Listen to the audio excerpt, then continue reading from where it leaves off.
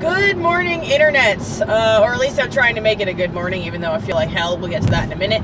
It is 55 degrees this morning in Las Vegas, and I started out the morning with a 36 mile range on the 2012 Chevy Volt Premium. I did remember to bring my sunglasses today, unlike yesterday, but it does not matter because today I do not need them. As we speak right now, I have rain hitting my windshield, and it looks like it's going to be overcast all day. And one of the weather ladies, when I was checking the weather this morning, says that it's going to snow today.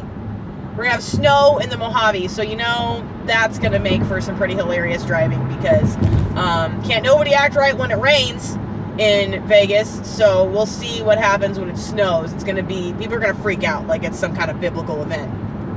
It's going to be a little silly, I'm sure. It always gets silly when it rains here. I mean, even if we don't get the typical flash flooding that we get so often, and I know in a lot of cities when you say, there was a flood, like that's a big deal and they have to shut down the city and call out FEMA and there's billions of dollars in damage. When there's a flood in Las Vegas, it's like, oh, there's a flood because it's fine, it'll be gone in an hour. Because we get the flash floods here, and the city is more or less set up for it. People expect the flash flood. We know not to drive under Charleston, stay out of flooded intersections, don't go to the parks, which are part of our water management facilities here. All of the parks around town are designed to be flooded and to soak up that water. But, you know, anyway, that's the day out here. I do pretty much feel like garbage today. Last week, I found out from the fam that the grandbaby was sick, and so, son got sick, daughter-in-law got sick, and I go over there to see them, and my little grandbaby walk up to me and grabs onto my leg. Grammy, I'm sick. And I was like, oh no, oh, come here, Lily. Oh, broke my heart. And of course, the whole time I'm just like, how do we make this baby better? And I wasn't thinking, you're getting yourself sick right now, dum-dum. And sure enough, that is what I have done. But without any paid time off for sick leave, the girl's got to go to work. That is what it is. So I'm just like loaded up on cold medicine, trying to go do my thing today. And that is what it is right there. But yeah, it's going to be an interesting day out here in Vegas with the rain and the snow for some reason. And it's not like they say it's going to snow. It's not like we're going to get inches and inches of snow on the ground or anything like that. That means snow flurries. If it does stick, it's only going to be in the higher elevations in Kyle Canyon or at Mount Charleston. I mean, that mountain, like I'm looking at it right now, and it is covered in snow. And it's not going to be a big deal out where I actually drive around and where I live, but people are going to act like it's a big deal. So that should be fairly hilarious. Well, get on then, but motorcycles, shoot. Ooh, cutting in between cars and stuff. I have a lot of respect for riders who know what they're doing, but riders who know what they're doing don't make it so that, drivers of cars know what they're doing around motorcycles either. Las Vegas is one of the highest, has one of the highest fatality rates for motorcycle riders out here. And that is extremely unfortunate. I know a lot of people who ride bikes, and, obviously Rob rides a motorcycle from time to time also, and so it is a thing to be aware of. Don't be dicks around motorcycles, guys. Just maintain your lane. There's no reason to fight to change a lane ahead of a motorcycle or any of that. What would be a fender bender in between you and another car is extremely likely to be a serious critical injury, if not a fatality, for the cyclist. So just be courteous, be nice. And that actually transitions to one of the things I want to talk to you guys about. There are quite a few companies that are producing all-electric motorcycles, which are very, very cool machines. They're very good looking. There's even Harley Davidson is looking at producing, and they've got a couple of prototypes out now. These all-electric motorcycles, which I thought was very interesting, since Harley Davidson is so they are more the brand than the motorcycle, in my opinion. Harley, I mean, and Harley guys. I mean, Harley sells Harley Davidson merchandise to people who have never ridden motorcycles before. They'll wear a leather Harley Davidson jacket, Harley Davidson t-shirts, and chicks with the bedazzled Harley Davidson logo right on the ass pocket of the jeans, and like this whole thing about Harley Davidson and the way they sound and those particular motors, and so it's interesting to me that that brand in particular is interested in making all electric motorcycles. But you know, when we look at these motorcycles are extremely lightweight. And as a means of transportation of just getting a single person from one place to another, they make a lot more sense than a car when it comes to fuel consumption and maneuverability and ease of parking in major metropolitan areas. I mean, I obviously need a car because I'm always moving things and moving people and doing things that I can't do on a motorcycle. But I really like the idea of it. I've always wanted to learn how to ride a motorcycle, but because of the problems that I have with my left knee, I was worried about, you know, operating a clutch and shifting gears and doing all of the things that you need to do with, you know, your feet and your ankles and operating a motorcycle. But an electric motorcycle doesn't have any of that. It's just twist the throttle and go. Like that's it. There's no gears to shift or anything. So in theory, somebody with a missing meniscus in their left knee could comfortably operate a motorcycle. So I like that idea a lot. I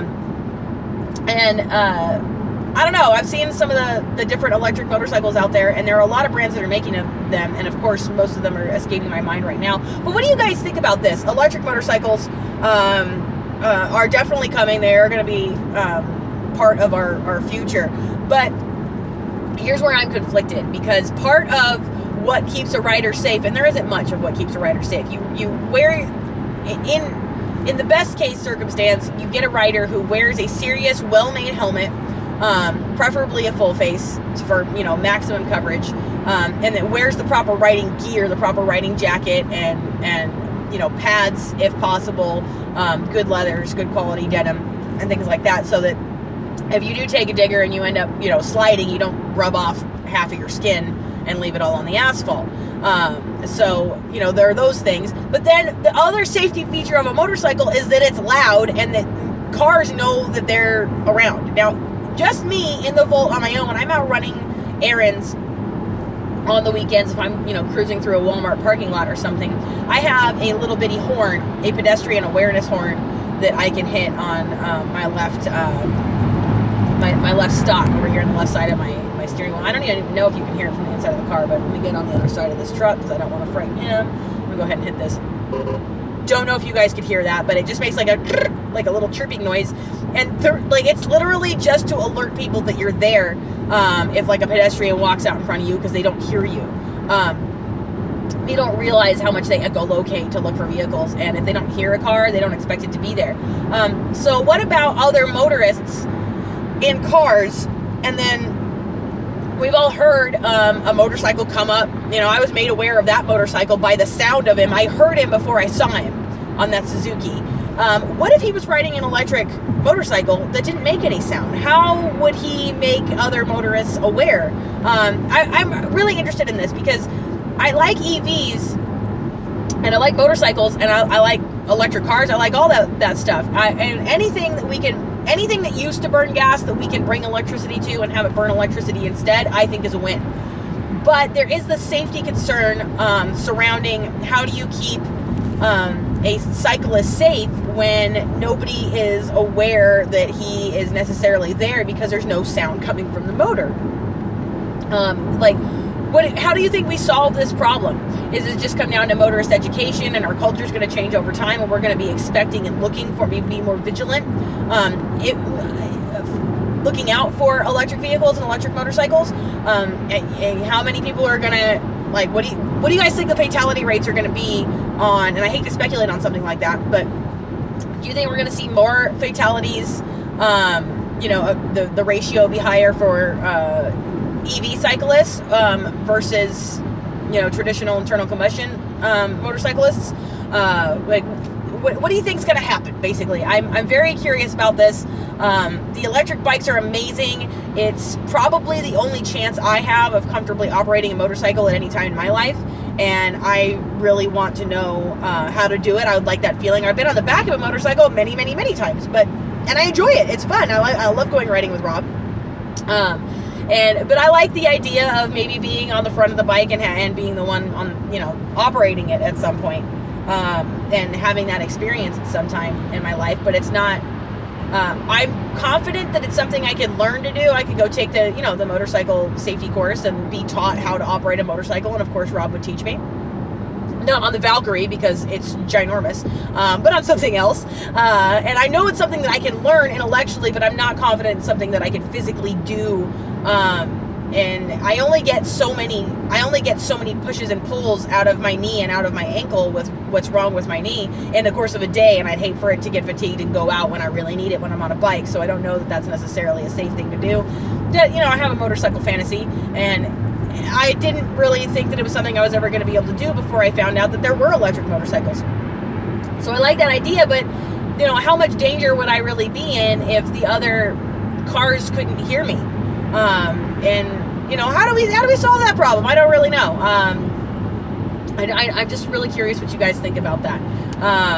Due to some technical difficulties yesterday's video didn't get posted until this morning, so I'm sorry about that, but thank you guys so much for your patience. And again, please let me know what you guys think about electric motorcycles down in the comments below, and anything else you want to hear about. I'm going to do my best to lay low, get through the workday, and hopefully start feeling better in the next couple of days. But I hope everybody's having a really great day. If this is your first time watching, please consider subscribing right over here, and don't forget to hit that notification bell. Here's some other videos we think you might enjoy right down here. My name is Catherine with EVs in Nevada. I hope everybody's having a really great day, and please remember to like, subscribe, and smile, even if you are feeling a little sick.